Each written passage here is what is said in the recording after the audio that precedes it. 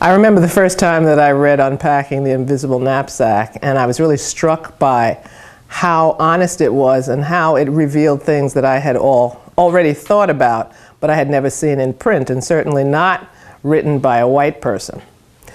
And so after I went to seed training, the opportunity came up for Peggy and I to do a session in the community I was living in, because there had been an uproar over a festival that had been held to honor black scientists, and a white child went home and was upset that he couldn't be a scientist because all the scientists were black. And so as a result of that, there was a need for the community to have a dialogue. So Peggy came, and she and I, along with some other seed folk, staged an evening's talk for an audience, a mixed audience of parents.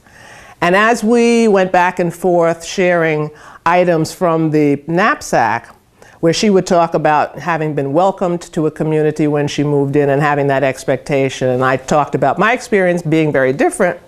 I watched the audience split in two without ever leaving their seats.